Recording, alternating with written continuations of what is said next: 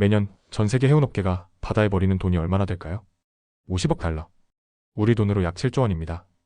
이 천문학적인 손실의 원인은 놀랍게도 손톱만한 작은 생물체 때문입니다. 바로 따개비죠. 화면에 보이는 이 작은 생명체가 어떻게 세계 경제를 흔들 수 있을까요? 믿기 어려우시겠지만 이들은 배의 연료 효율을 무려 40%까지 떨어뜨립니다.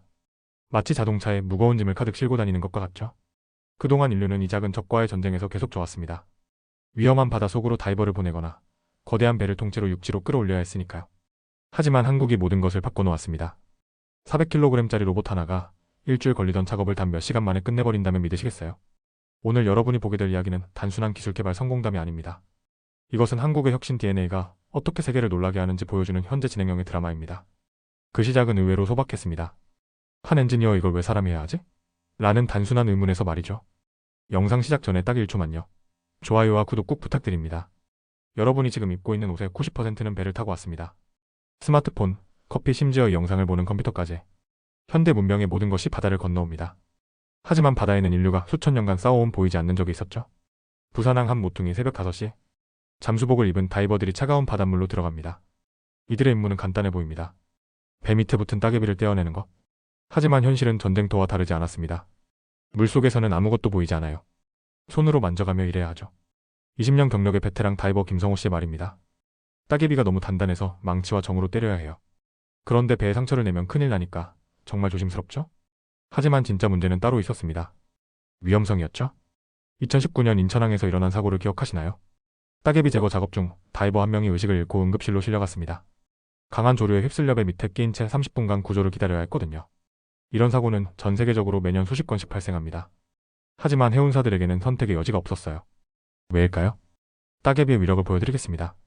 길이 300m의 대형 컨테이너선에 따개비가 가득 붙으면 추가로 소모되는 연료비만 연간 100억 원이 넘습니다. 그래서 위험을 감수하고라도 제거해야만 했던 거죠. 더 충격적인 사실이 있습니다. 전 세계 상선의 95%가 이런 문제를 겪고 있다는 것입니다. 매일 매순간 바다 어딘가에서 이런 위험한 작업이 벌어지고 있었던 거예요. 그런데 여기서 의문이 생깁니다. 21세기에 로봇이 화성을 탐사하는데 왜 이런 단순한 작업은 여전히 사람이 하고 있을까요? 답은 의외로 간단했습니다. 아무도 제대로 시도하지 않았기 때문이었죠. 적어도 한국이 나타나기 전까지는 말입니다. 2018년 봄, 대전의 한 연구소에서 놀라운 회의가 열렸습니다. 따개비 제거 로봇을 만들어보면 어떨까요? 회의실이 조용해졌습니다. 참석자들의 표정을 보면 정말 가능한 일일까? 하는 의구심이 역력했죠. 하지만 이 제안을 한 사람은 달랐습니다. 한국해양과학기술원의 수중로봇 전문가 박진우 박사? 그는 20년간 바닷속 로봇만 연구해온 베테랑이었습니다. 불가능해 보이는 것들을 가능하게 만드는 것이 엔지니어의 역할이죠. 하지만 현실은 녹록지 않았습니다. 첫 번째 난관은 바다 환경이었어요. 염분, 압력, 조류, 그리고 예측 불가능한 날씨. 로봇이 견뎌야 할 조건들은 극한의 상황들 뿐이었죠. 두 번째는 정밀도였습니다. 따개비는 완벽히 제거해야 하지만 배의 도장에는 상처 하나 내면 안 됩니다. 마치 달걀 껍질을 벗기면서 속은 상하지 않게 하는 것과 같은 수준의 정밀함이 필요했어요. 세 번째, 그리고 가장 큰 문제는 크기였습니다. 대형 선박은 길이가 300m, 높이가 50m에 달합니다. 축구장 3개를 합친 크기의 표면을 어떻게 하나의 로봇으로 청소할 수 있을까요? 처음에는 정말 막막했어요. 박 박사의 회고입니다. 외국 사례를 찾아봐도 제대로 성공한 경우가 없었거든요. 결국 우리만의 방법을 찾아야 했죠. 그때부터 한국 엔지니어들의 집념이 시작됩니다. 첫 번째 돌파구는 의외의 곳에서 왔습니다. 바로 건물 외벽 청소 로봇에서 힌트를 얻은 거죠. 하지만 육지와 바다는 완전히 다른 환경입니다. 기존 기술을 그대로 쓸 수는 없었어요. 자석을 써보자는 아이디어가 나왔어요. 개발팀의 김영수 박사가 말합니다. 배는 철로 만들어져 있으니까 자석으로 붙을 수 있지 않을까 생각한 거죠. 하지만 여기서 새로운 문제가 생겼습니다. 일반적인 자석으로는 파도의 충격을 견딜 수 없었어요. 더 강한 자석을 쓰면 로봇이 무거워져서 움직일 수 없고 약한 자석을 쓰면 떨어질 위험이 있었죠. 그래서 탄생한 것이 바로 자석 무한궤도 시스템입니다. 이 시스템의 핵심은 단순한 자석이 아니라 움직이는 궤도 전체가 자석이 되도록 한 것입니다. 마치 탱크의 무한궤도처럼 움직이면서도 매 순간 배에 강력하게 붙어 있을 수 있게 만든 거죠. 테스트해보니 태풍급 파도에서도 떨어지지 않더군요. 박 박사는 당시를 회상하며 미소를 짓습니다. 그 순간 이제 됐다는 확신이 들었어요. 하지만 이것은 시작에 불과했습니다. 진짜 도전은 지금부터였거든요. 2020년 겨울, 거제도 조선소에서 역사적인 순간이 펼쳐집니다. 길이 400kg, 가로 1m, 세로 1.5m의 검은색 로봇이 물속으로 들어갑니다. 이것이 바로 한국이 개발한 따개비 제거 로봇, 마린 클리너의 첫 실전 테스트였죠. 솔직히 떨렸어요. 현장에 있던 박진우 박사의 말입니다. 3년간의 연구가 이 순간에 달려 있었거든요. 로봇이 배 밑면에 접촉하는 순간 모든 사람들이 숨을 죽였습니다. 과연 자석 무한궤도 시스템이 제대로 작동할까요? 첫 번째 기적이 일어났습니다. 로봇이 배에 완벽하게 붙었어요. 하지만 이것만으로는 충분하지 않았습니다. 진짜 시험은 움직일 때 나타나니까요. 로봇이 천천히 움직이기 시작했습니다. 세로로 가로로 심지어 거꾸로도 움직였어요. 마치 거대한 배가 평평한 바닥인 것처럼 자유자재로 이동했죠. 믿을 수 없었어요. 현장을 지켜본 선박 관리사 이재현 씨가 말합니다. 지금까지 사람이 해야 했던 일을 로봇이 하고 있었거든요. 그것도 훨씬 더 안전하고 빠르게. 하지만 진짜 놀라운 것은 청소 능력이었습니다. 로봇에는 특별히 개발된 브러쉬 시스템이 장착되어 있었어요. 실리콘과 우레탄으로 만든 브러쉬가 초당 100회 회전하면서 따개비를 완벽하게 제거합니다. 동시에 특수 세척액이 분사되어 미세한 오염 물질까지 깨끗하게 씻어내죠. 가장 인상적인 것은 정밀도였습니다. 단단하게 붙어있던 따개비는 완전히 사라졌지만 배의 도장은 새 것처럼 깨끗했어요. 심지어 현미경으로 봐도 상처를 찾을 수 없을 정도였죠. 이론적으로는 가능하다고 생각했지만 실제로 보니까 정말 놀라웠어요. 개발에 참여한 김영수 박사가 말합니다. 배 표면의 곡선까지 완벽하게 따라가면서 청소하더군요. 그런데 여기서 예상치 못한 문제가 발생했습니다. 로봇이 너무 잘 붙어서 떨어지지 않는 거예요. 작업이 끝나고 로봇을 회수하려는데 자석의 힘이 워낙 강해서 물 밖으로 끌어올리기가 어려웠던 거죠. 그래서 자석 해제 시스템을 추가로 개발해야 했어요. 박 박사가 웃으며 말합니다. 좋은 문제였지만 문제는 문제였거든요. 이 시스템 덕분에 로봇은 작업할 때는 강력하게 붙어 있다가 회수할 때는 쉽게 떨어질 수 있게 되었습니다. 첫 번째 실전 테스트의 결과는 충격적이었습니다. 기존의 다이버가 일주일간 해야 했던 작업을 로봇은 단 8시간 만에 완료했어요. 그것도 24시간 쉬지 않고 작업할 수 있으니 실질적으로는 3배 이상의 효율성을 보인 셈이죠. 하지만 이것은 시작에 불과했습니다. 진짜 도전은 상용화였거든요. 두 번째는 해외 인증이었습니다. 각 나라마다 선박 관련 안전 규정이 달랐어요. 유럽연합, 미국, 일본의 까다로운 인증을 모두 받아야 했죠. 가장 어려웠던 것은 노르웨이 성급협회 인증이었어요. 팍진우 박사가 회상합니다. 6개월간 온갖 극한 테스트를 거쳐야 했거든요. 그 테스트의 내용이 정말 극단적이었습니다. 영하 30도의 극지방 환경부터 영상 50도의 열대 바다까지 로봇은 모든 조건에서 완벽하게 작동해야 했어요. 특히 폭풍 후 테스트는 압권이었습니다. 인공적으로 만든 10m 높이의 파도 속에서도 로봇이 배에서 떨어지지 않아야 했거든요. 테스트 중에 로봇이 떨어진 적이 한 번 있었어요. 당시 현장에 있던 김영수 박사가 말합니다. 그때 정말 절망적이었죠. 하지만 문제를 찾아내고 개선해서 결국 모든 테스트를 통과했어요. 인증을 받은 후 본격적인 해외 진출이 시작되었습니다. 첫 번째 수출국은 의외로 네덜란드였어요. 로테르담 항구의 대형 해운사에서 시범적으로 도입하고 싶다고 연락이 온 거죠. 네덜란드는 해운 강국이잖아요. 그런 나라에서 우리 기술을 인정해준다는 것이 정말 자랑스러웠어요. 정민철 대표의 말입니다. 첫 번째 해외 프로젝트의 결과는 기대를 뛰어넘었습니다. 3만 톤급 컨테이너선의 따개비 제거 작업이 기존 5일에서 단 하루로 단축된 거예요. 연료비 절감 효과가 즉시 나타났어요. 해당 해운사의 운영 매니저 얀데 프리스 씨가 말했습니다. 첫 달부터 연료 소모량이 15% 줄어들더군요. 이 소식이 유럽 해운업계에 퍼지면서 주문이 폭주하기 시작했습니다. 덴마크에서는 50대의 로봇을 주문했고 독일에서는 기술 이전까지 요청해왔어요. 심지어 미국의 군함 관리를 담당하는 업체에서도 관심을 보였죠. 정말 믿을 수 없었어요. 팍진우 박사가 말합니다. 3년 전만 해도 이런 게 정말 될까? 하고 의심했던 기술이 이제는 전 세계에서 인정받고 있으니까요. 하지만 성공의 뒤에는 예상치 못한 새로운 도전이 기다리고 있었습니다. 성공 뒤에는 항상 모방자들이 나타납니다. 2022년 여름 충격적인 소식이 들려왔습니다. 중국의 한 회사에서 한국의 따개비 제거 로봇과 똑같이 생긴 제품을 출시한 거예요. 심지어 절반 가격에 말이죠. 처음에는 정말 당황스러웠어요. 정민철 대표가 말합니다. 겉모습은 똑같았거든요. 하지만 곧 차이점을 발견했어요. 그 차이점은 바로 핵심 기술에 있었습니다. 중국 제품은 단순히 외형만 따라했을 뿐 한국이 개발한 자석 무한궤도 시스템의 원리는 이해하지 못한 거예요. 그래서 실제 바다에서 테스트해보니 심각한 문제들이 드러났죠. 3시간도 못 버티고 배에서 떨어졌어요. 중국 제품을 시험해본 싱가포르 해운사 관계자의 증언입니다. 한국 제품과는 완전히 다르더군요. 이 사건을 통해 한국 엔지니어들이 개발한 기술의 진짜 가치가 더욱 부각되었습니다. 사실 자석 무한궤도 시스템의 비밀은 단순한 자석에 있지 않았어요. 핵심은 바로 적응형 자기장 제어 기술에 있었죠. 자석의 세기를 실시간으로 조절할 수 있어요. 개발팀의 김영수 박사가 설명합니다. 파도가 클 때는 더 강하게, 평온할 때는 적당한 세기로 자동 조절되는 거죠. 이 기술 덕분에 로봇은 어떤 바다 환경에서도 안정적으로 작업할 수 있었던 거예요.